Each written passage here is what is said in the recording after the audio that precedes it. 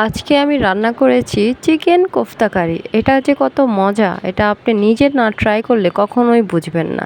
আর এটা বানাতে বেশি কিছু লাগে না, শুধু অল্প কিছু উপকরণ দিয়েই ঘরে বানিয়ে নেওয়া যায়। তো চলুন রেসিপিটা শেয়ার করি।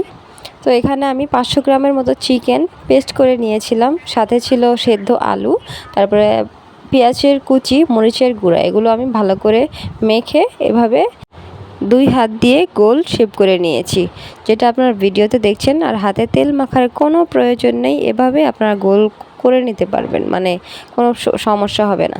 তারপর এখানে আমি টমেটো, পেঁয়াজ নিয়েছি, সাথে ছিল রসুন। এগুলো আমি ব্লেন্ডিং জারে দিয়ে দিচ্ছি। এখন আমি এগুলো ভালো করে পেস্ট করে নিব। আর এখানে আমি ফ্রোজেন টমেটো ইউজ করেছি। আগেরবার ভিডিওতে আমি ডালের মধ্যে টমেটো দিয়েছি, সেটা অনেকেই ভেবেছে আমি পচা টমেটো দিয়েছি। এটা পচা ছিল না, এটা ফ্রোজেন ছিল। তো ক্লিয়ার করে দিলাম। তো এখানে আমি গরম তেলের মধ্যে কোফতাগুলো দিয়ে দিয়েছি। যতক্ষণ না পর্যন্ত এগুলো ব্রাউন কালার হবে ততক্ষণ আমি এটা ভাজবো। এই তো আমার এখন ভাজা শেষ। এখন আমি সবগুলো বাটিতে উঠিয়ে নিলাম। এখন আমি চুলায় একটি প্যান বসিয়ে দিলাম। সেখানে আমি যে কোফতা ভেজেছিলাম সেই তেলটা ইউজ করেছি।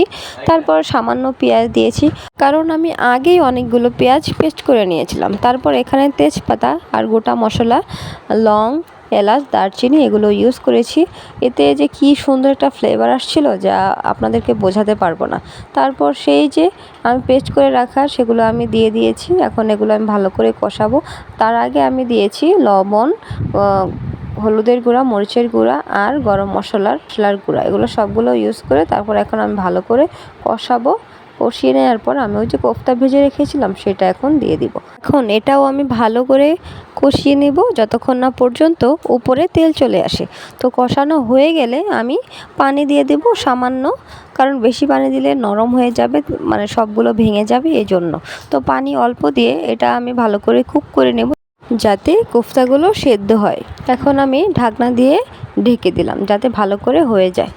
তো ঢাকনা দিয়ে ঢেকে দেওয়ার পরে কিছুক্ষণ পর ঢাকনাটা উঠিয়ে দেখলাম যে হয়ে গেছে, পানি সবগুলো শুকিয়ে গেছে। তো আর রান্না করতে হবে না। অতিরিক্ত রান্না করলে আবার সবগুলো কোফতা ভেঙে যাবে। তো যার যার ভিডিওটা ভালো লেগেছে অবশ্যই লাইক কমেন্ট করবেন।